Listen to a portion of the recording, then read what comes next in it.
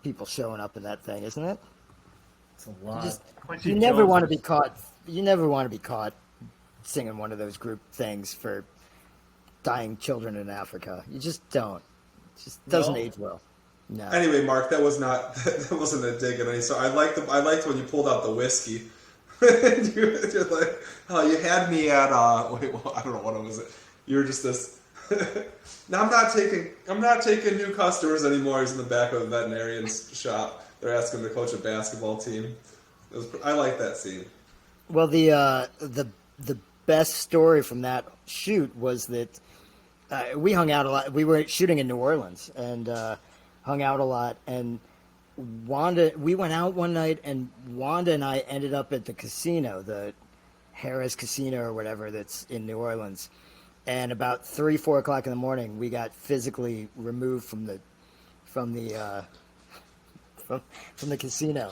Yeah, we were physically kicked out by our scruff. Yeah. Oh man.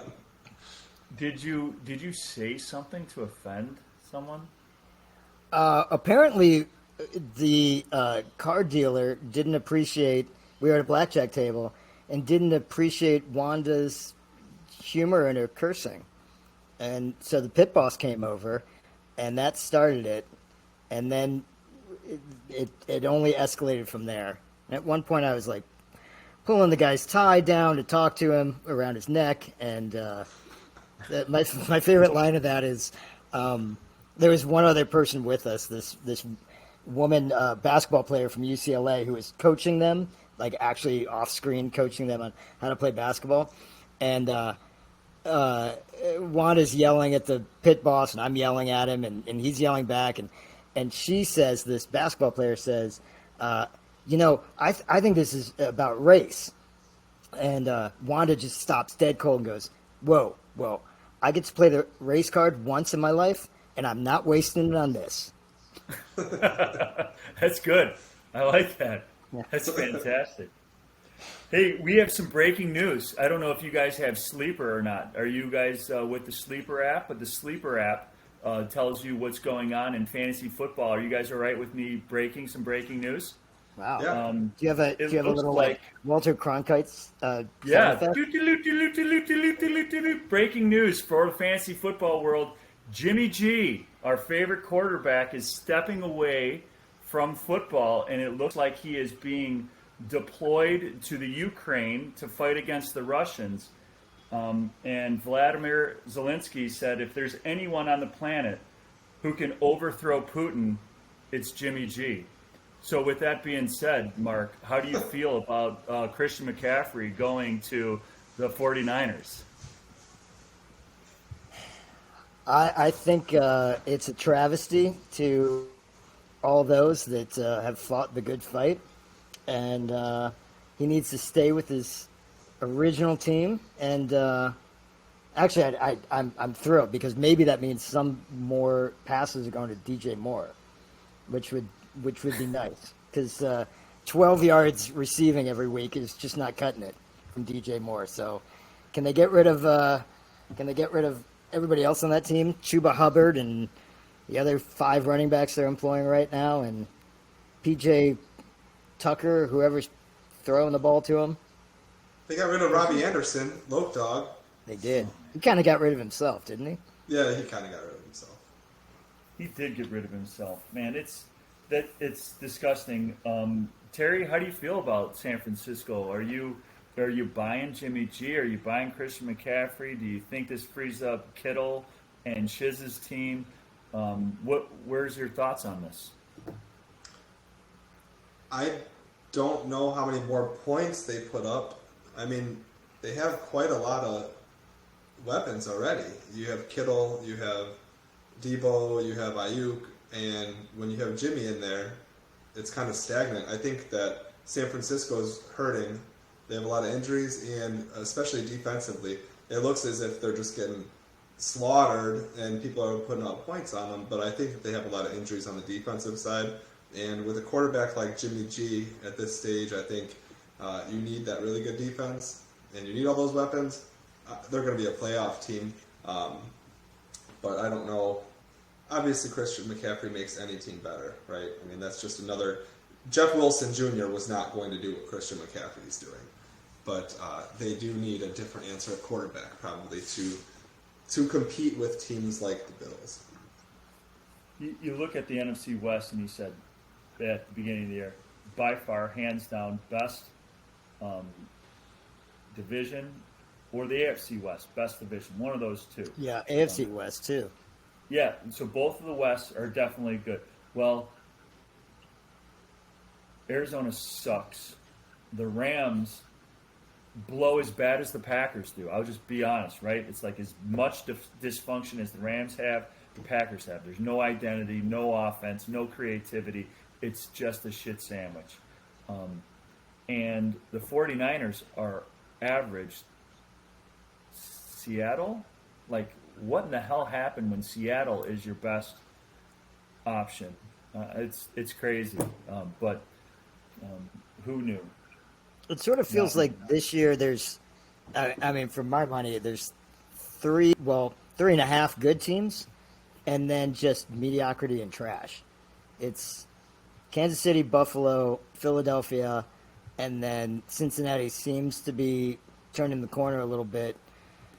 And then everything else is just a disaster. Maybe Dallas can put it together a little bit, but when you have the two New York teams, 11-3, you know something's seriously wrong with the league. Do you guys see any correlation between? No, I'm not saying that this quarterback is anywhere near, but I remember the first couple of years of Josh Allen's career. He was not accurate, but he was a gamer. He was fighting at the end of games and stuff.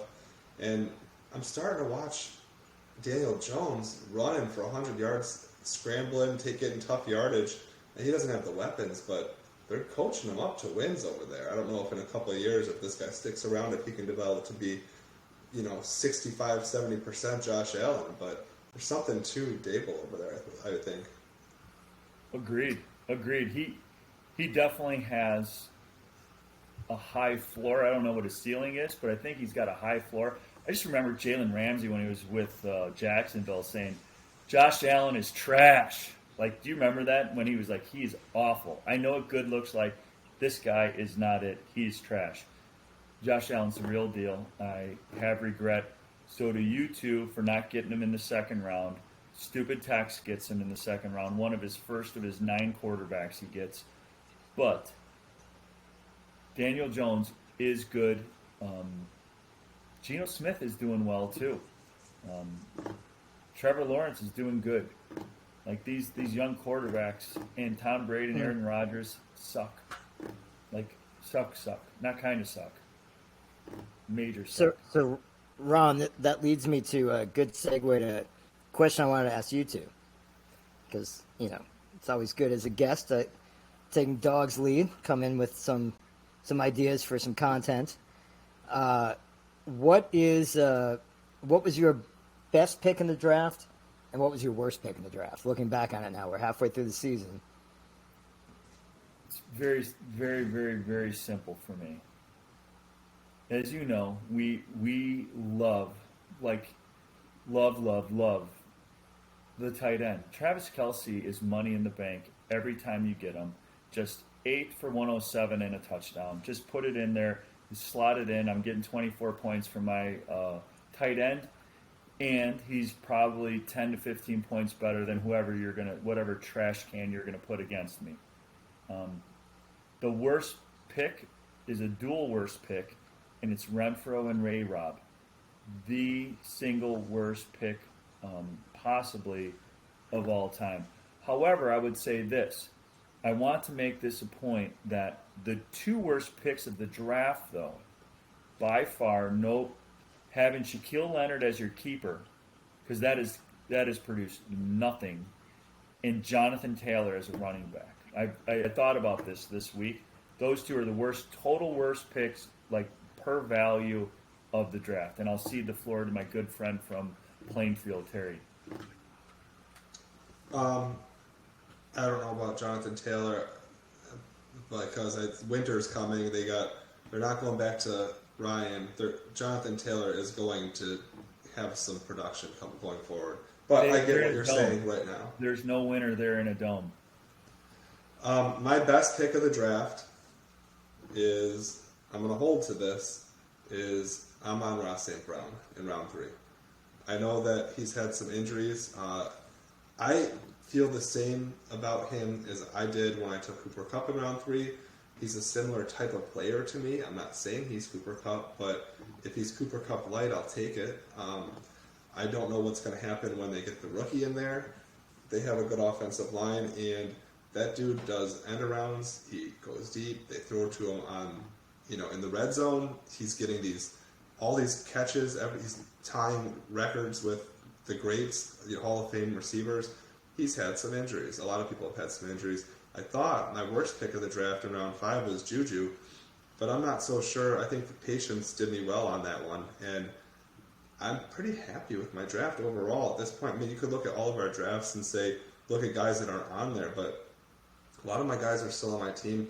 Elijah Moore, I'm not going to say, it's probably my worst pick is Elijah Moore, but that's round 7 as my my 4th receiver. So I don't think any of us would have thought Elijah Moore would be in the position he is today, but that's probably my worst pick. I would say that the street value is $1 million at the ass crack you're smoking right now for Amon St. Brown.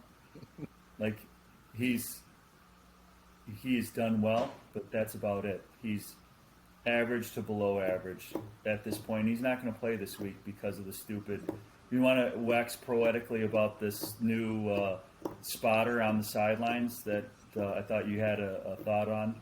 No, I have a lot of thoughts on it. It's bullshit. I think that these people should be selected the same as a jury is selected. I mean, they shouldn't be hometown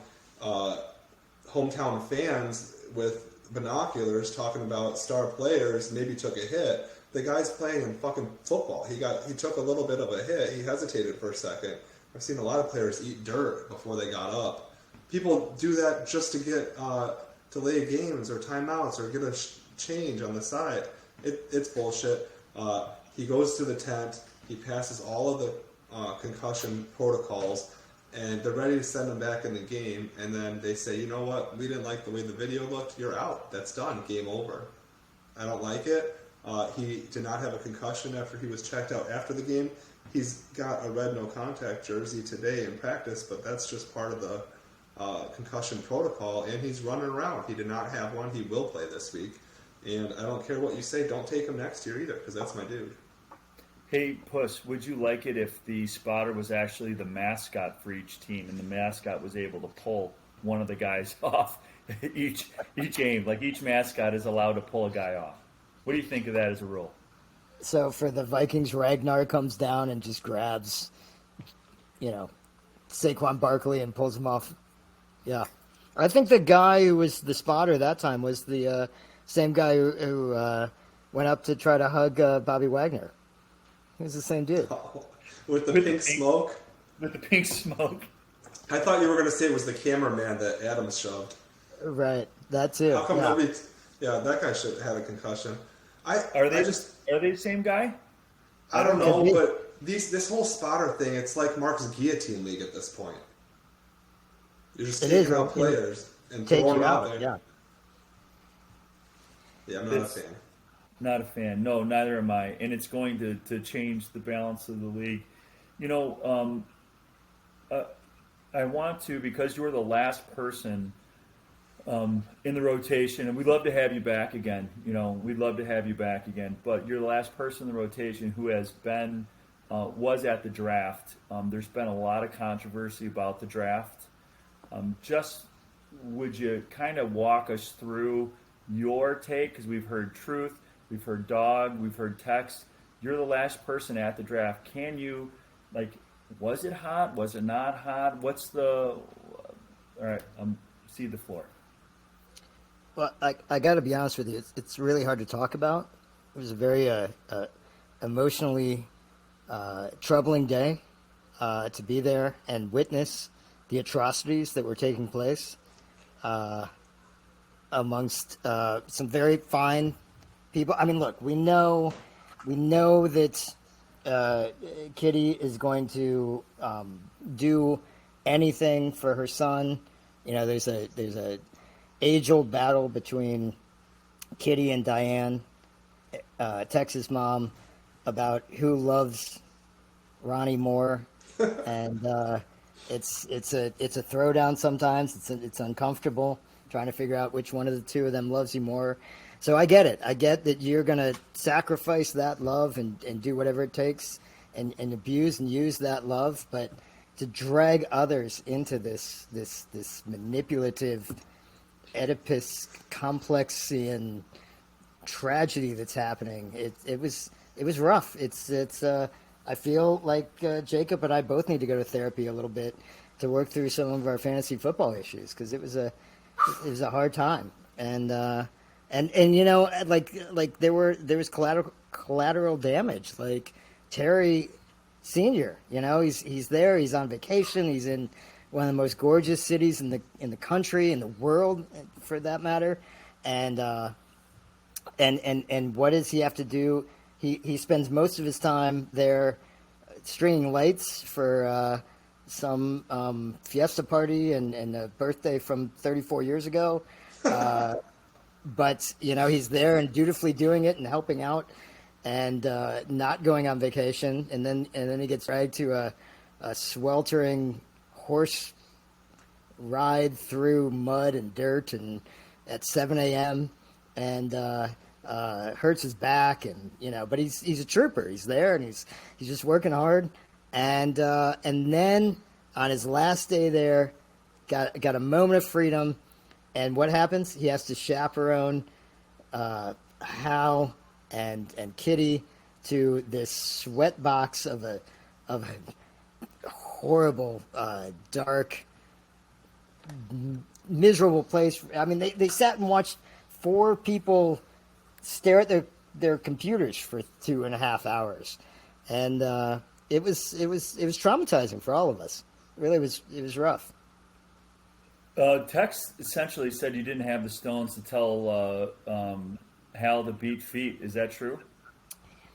Now, so the thing is Tex has a very cloudy memory from that day, because there was a lot going into his system at that time, and so you can't really count. And he's in the corner. He's like an oversized hobbit over there, like in his little cave, trying to figure out who he's going to draft. And you know, I just felt like Hal and Kitty looked like just lost little lambs sitting next to Dog, trying to figure out what was going on as everybody's staring at their computers, wondering how the interweb worked. And it was no. I think they were all victims. Frankly, they were all victims. Hey, would you mind if I played what Hal thought of this? Oh, I'd love to hear. Love to hear. It wasn't that hot. Stop being a bunch of pussies. So, I don't know if I could play that again for you if you want to. If it wasn't clear enough, I'm just wondering. You know what? Just it's 6 seconds long. Let's try that one more time to make sure you get it. It wasn't that hot. Stop being a bunch of pussies. So that's Hal. That's his take on this whole thing. I know you probably had a 5-minute take on that, but he seemed to not mind it. Well, what I'm walking away with is I think Hal needs to start a second career as doing audio children's books, because that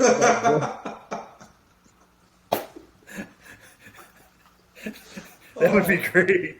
He had like a cold. He was over here. And he's like, I can't say anything. I got a cold. I'm like, your voice is perfect. Like, couldn't be better. Couldn't possibly be better.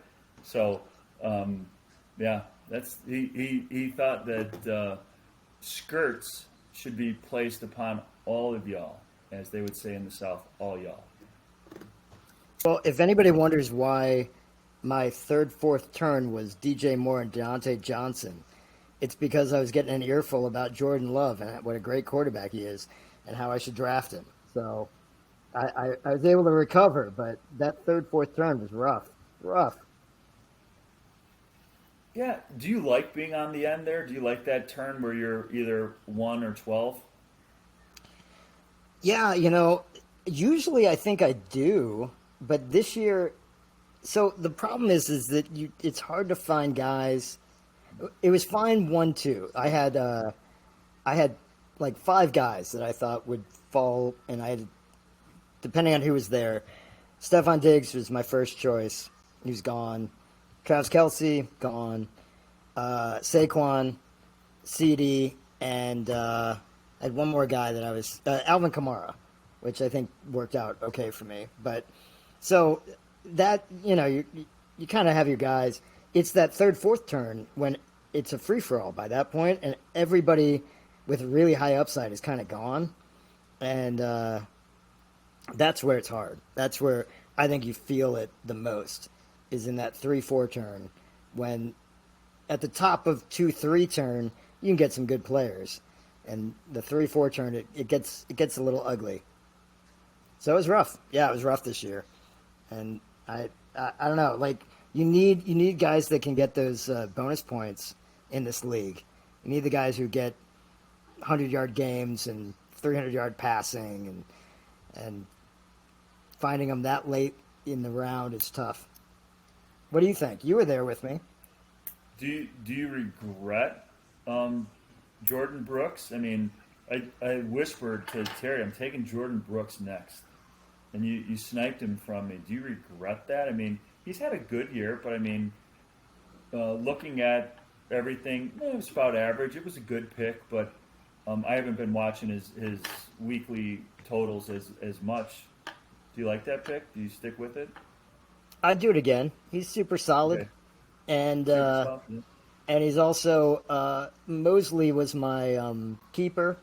I didn't think he was long for keeper land, so Jordan Brooks seems like a logical guy that you could have as a keeper the following year.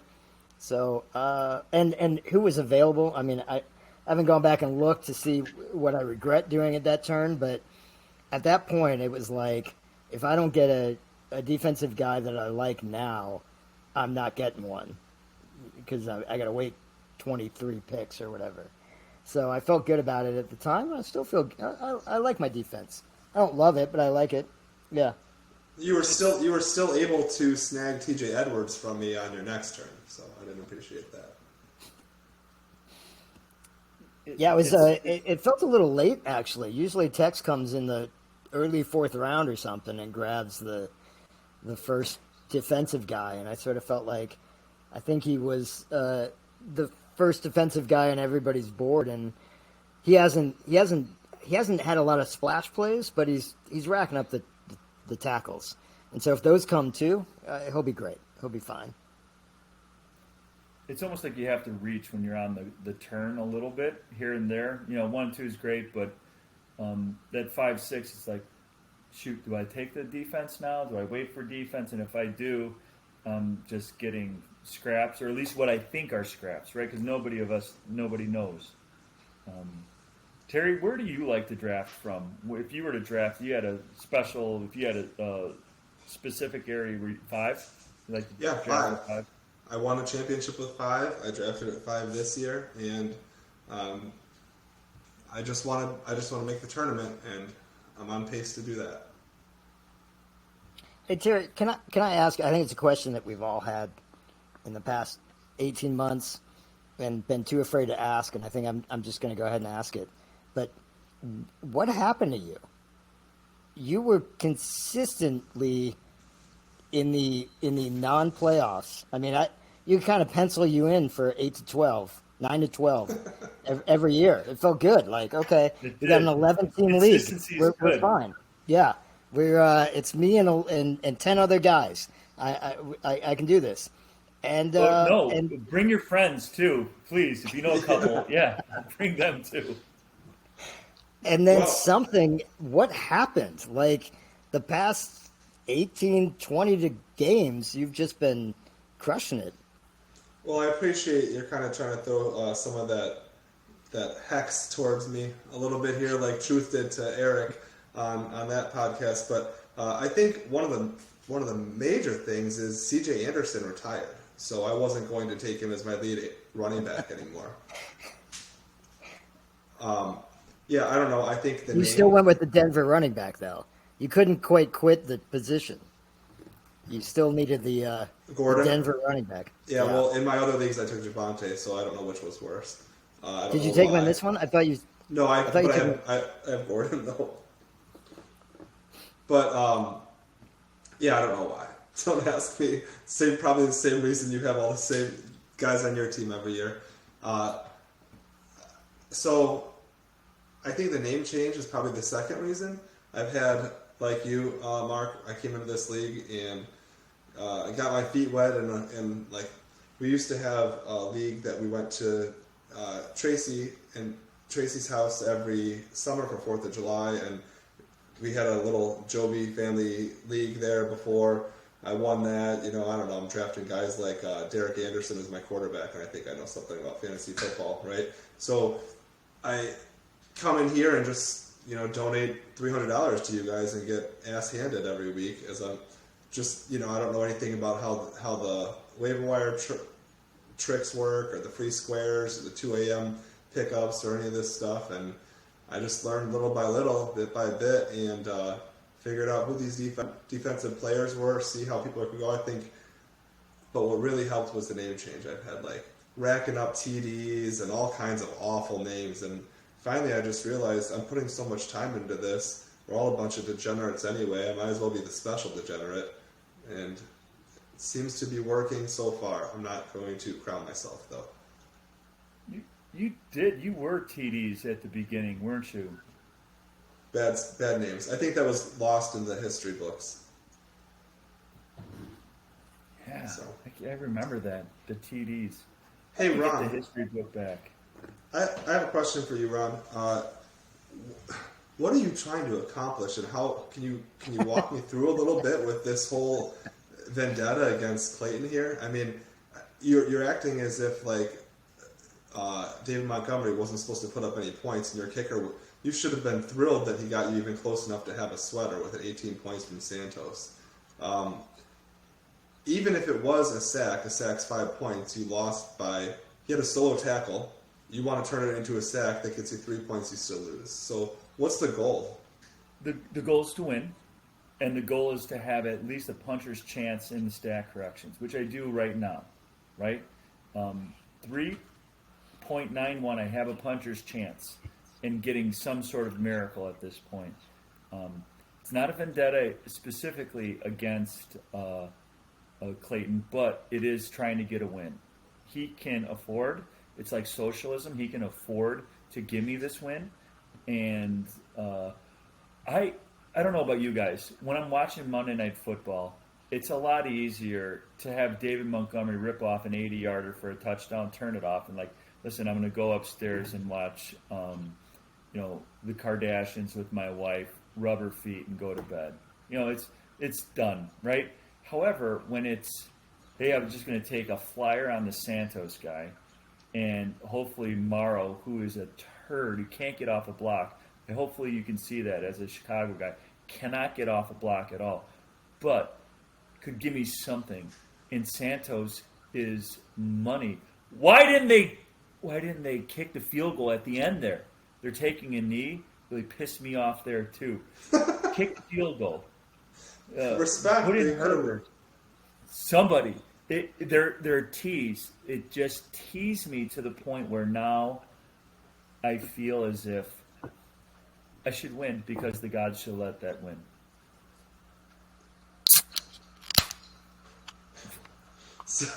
So let me get this straight. Your football Sunday was watching that, whatever the fuck that lateral play was that the Packers did, to when Rodgers throws that forward pass, the ref throws a flag, he gets smoked in the ribs and is laying face down, and then you get to watch Monday night, and the Bears rip your heart out at the end. Yeah, you know what? I felt like a Bear fan for the first time in a long time, right? Like watching my team lose and the other team win. I have no idea what that looks like. I have 30 years of the other things happening. So, yeah, it was tough. And hopefully, again, I will go to bed and I'll say, Dear God, thank you for not letting me be a Bear fan. And please allow the stat corrections to go in my favor. Amen. So, okay, so I understand you want stat corrections, and somehow you want 6 points out of this. You want this 2-point tackle No, to turn I into. want 4. That's all I need is 4. Was he credited with an assist or a solo? I don't give a crap if they take it away, don't take it away. I need him to be -2 and me to be +2 at the end of this day, and it's a W. Okay, and then, so what have you done to try to accomplish that? Well, again, Elias Sports Network, I have emailed them and put up a flag that says they should look at this. And I have gone to LinkedIn and tried to connect with, unsuccessfully, the people who are in charge of the stat corrections and analytics. And then Incense. And really, I have a small goat that I'm ready to sacrifice tonight. And you know, it's all about trimming the fat around its kidneys. When you make that burnt offering, that really puts it to the Schwartz. Well, you posted a picture of some people's LinkedIn profile pics, and there's like Danielle Steele. Like, is this dude? Is he writing romance novels by day and scrambling up fantasy points by night? I don't understand what you're trying to do. Based on that not being a sack, yes, that's what he must be doing, because that's bullshit. So is making a deal with the Night Schwartz like making a deal with the devil? Would I? I would literally punch my grandmother in the stomach right now for a win because I need it so bad. Oh, that's pretty awful because that's my grandmother.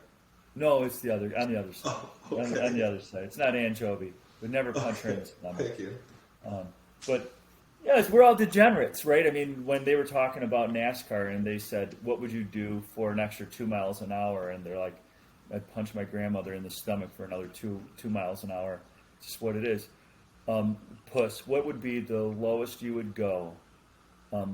Would you kick Diane Davis right in the shins and draw blood for a championship this year if you could guarantee yourself a championship? You could apologize and everything, but you would have to draw blood.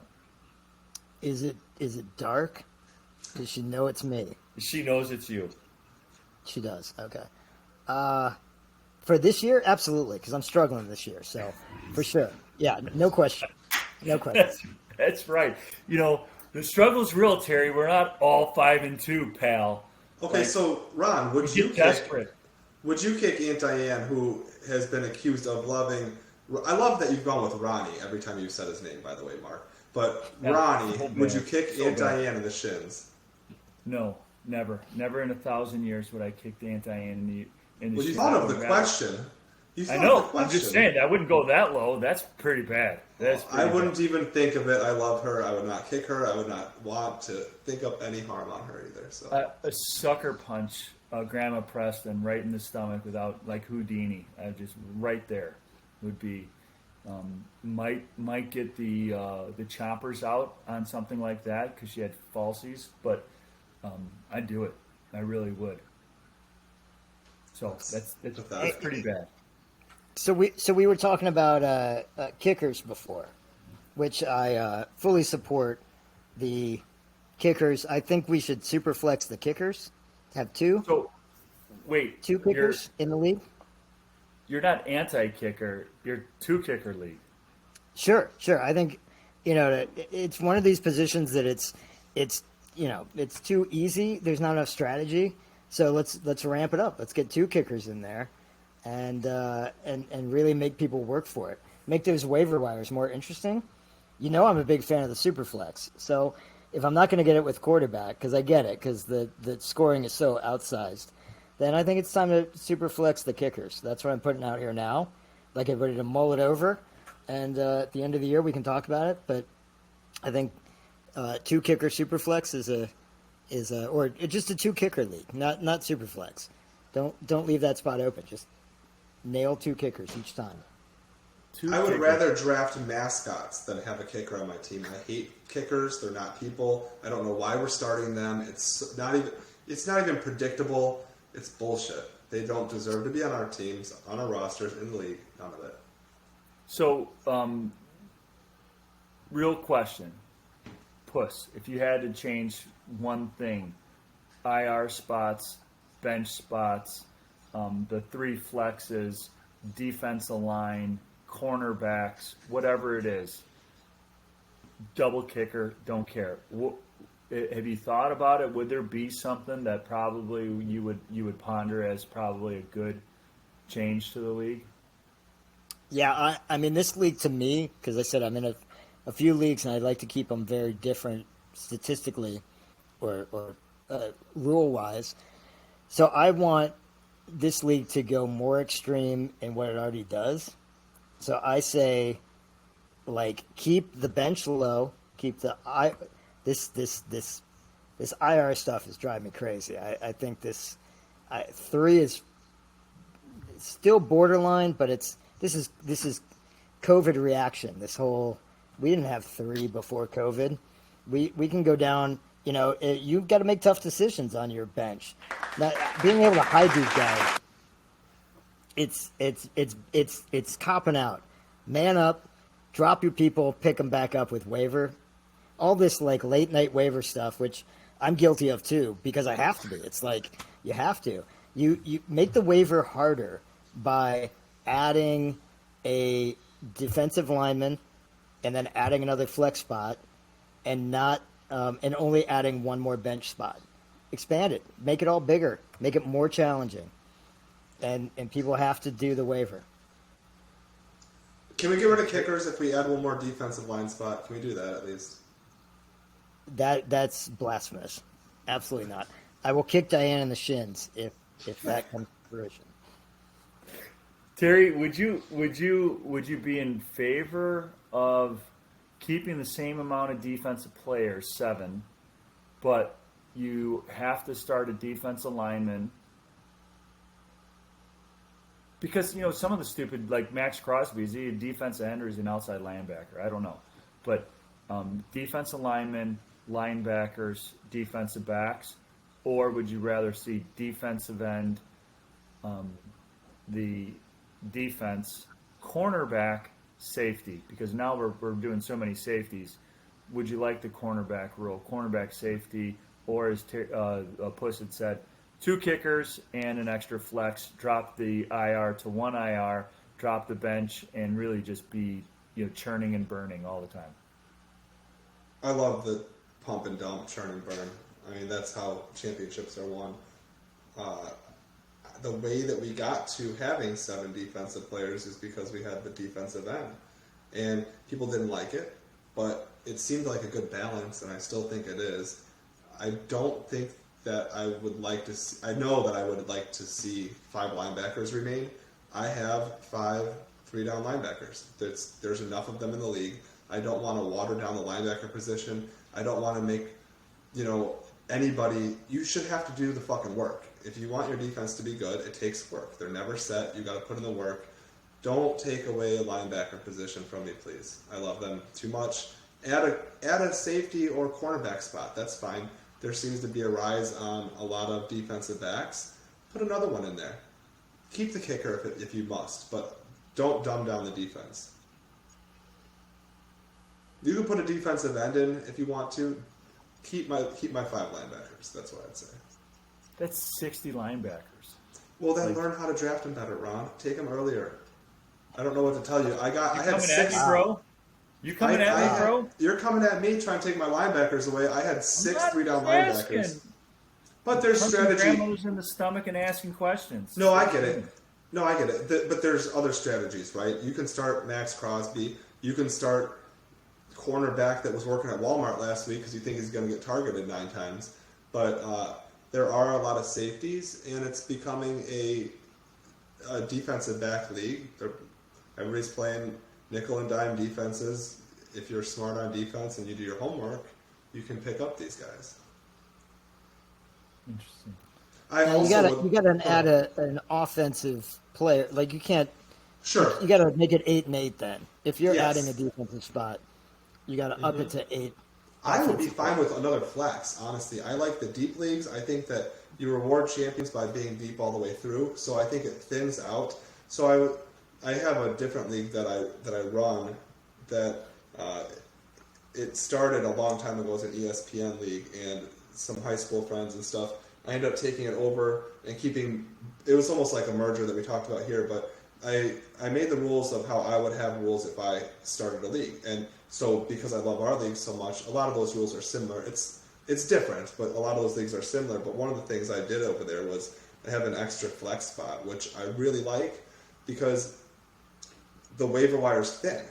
You know, I want you to have to start Alec Pierce and Paris Campbell or like whoever. I want you to have to know who these people are. If you want to compete with everybody else, then you should have to have where you make up for it is at the end of your bench. Okay, fine. Cooper Kupp goes off, but my 3 flex positions were solid for me, so I win. Like I like that. So 8-8, I'd be cool with 8-8. My flexes suck, so I would not be cool with that. There are lots of second and third strings available still, though, out there right now. Don't I know it? Puss, since we're getting to the witching hour here, is there anything that you needed or wanted to get off your chest before we end this fine broadcast? Well, not really. I had a couple. I wanted to stump the stat master one time at least, and throw out. Do you know? And again, we're only going back to 2018, so, but this seems like a record that shouldn't ever be matched. What the lowest point total was for Terry's favorite, a kicker, in the history of our league, and by who? We've had several zeros. I want to say that there was a zero, like you have no points as a kicker. And I want to say that was done multiple times, but I could be wrong. But I know that there's, when I looked at the team stats in the record book, for the lowest kicker total of all time, people got nothing. A big fat goose egg. Am I right or wrong? Terry, you want to weigh in?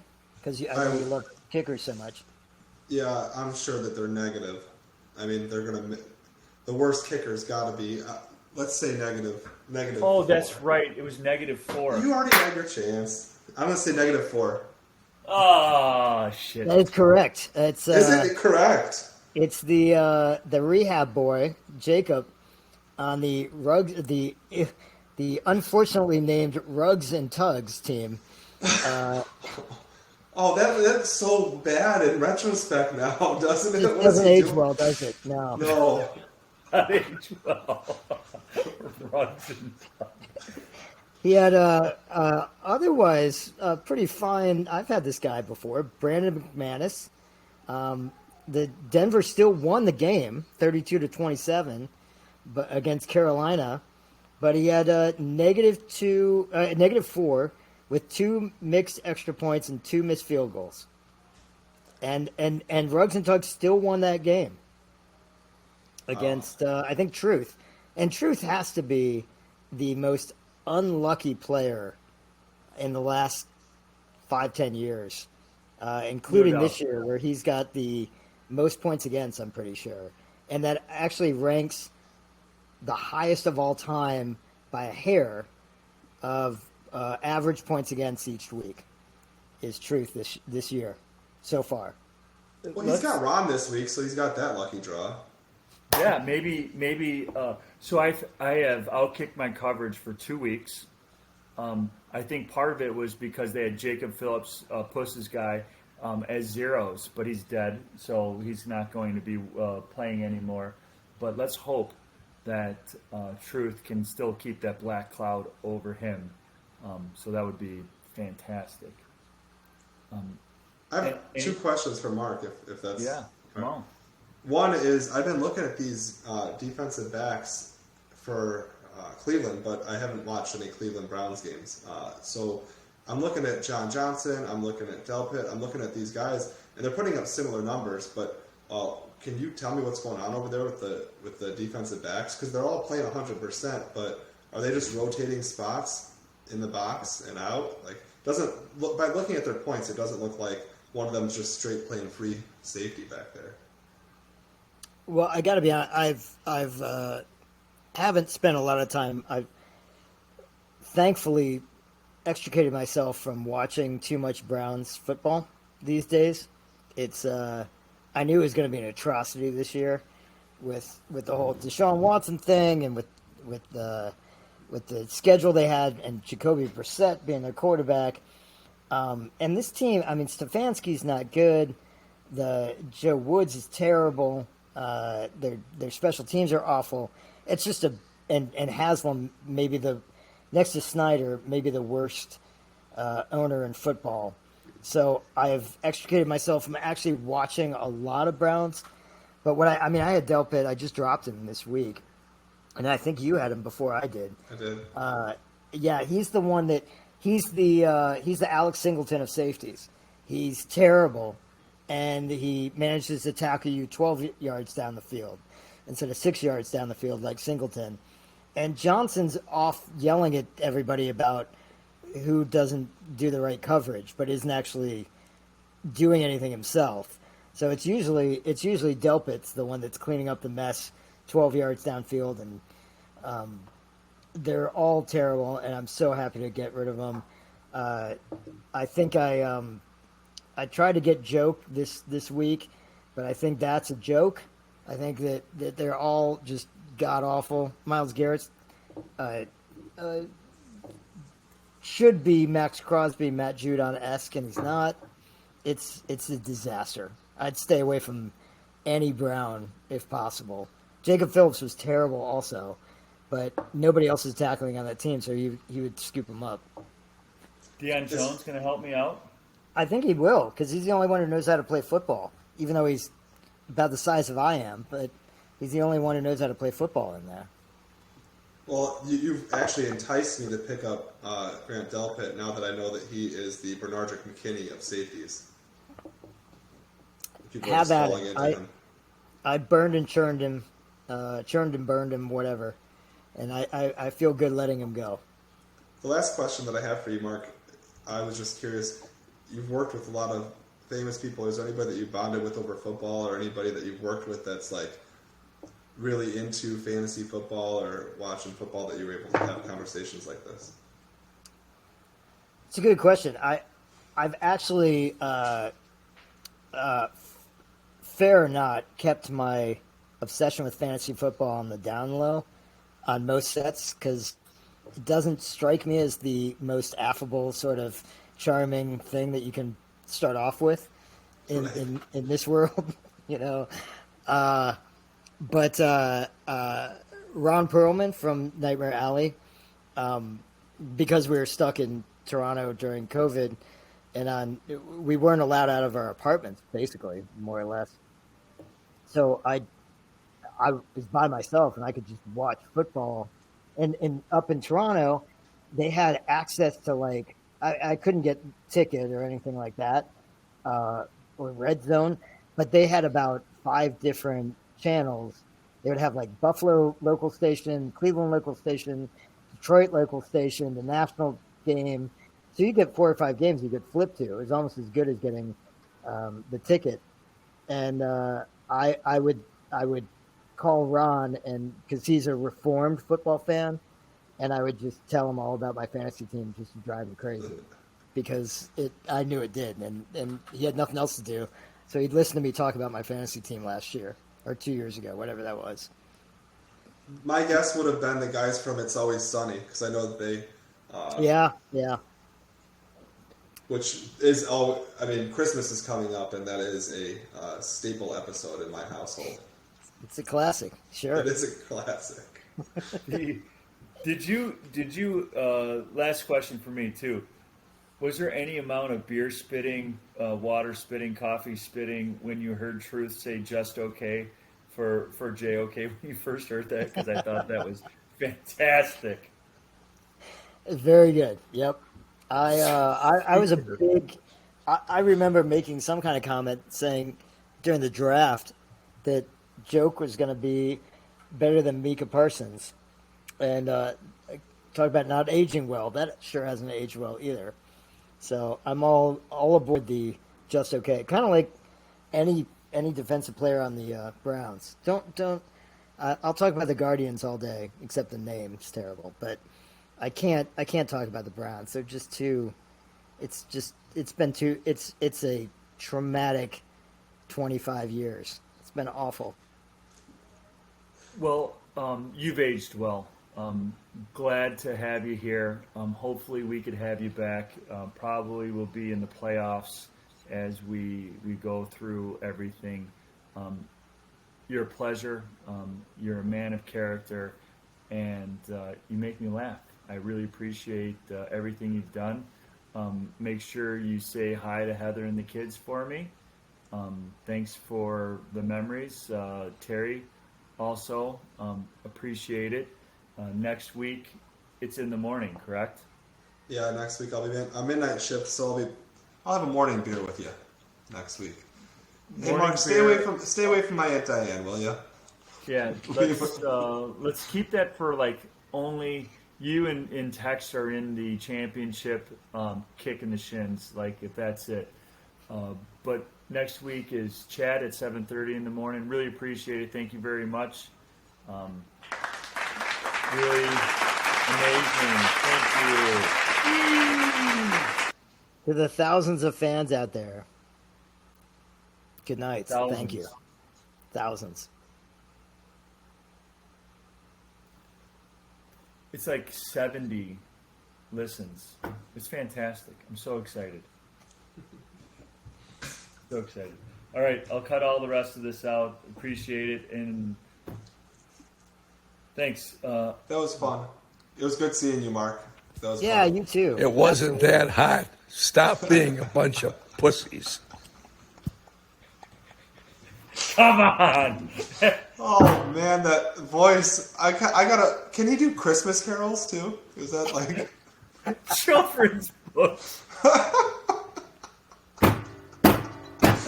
Oh man, I'm so happy. It wasn't that hot. Stop being a bunch of pussies. That Oh, needs that's to gotta- be the. Sounds That's like the opening. That's like the opening of the show every week. Yeah, it's instead of the clapping, we just open with that now. Just open that. Like that's how you start the show off. Yeah, Yeah, that's it's so good, so good. I tried baiting you into saying something about Oh, that was hook, line, and sinker. But we're not easily impressed. But Mark, I see how you win your acting roles over. That was quite the quite the dramatic replay of draft day. When you started getting in on my dad hurting his back, I'm like, I don't hear anything about that. no, or the horse ride through the mud.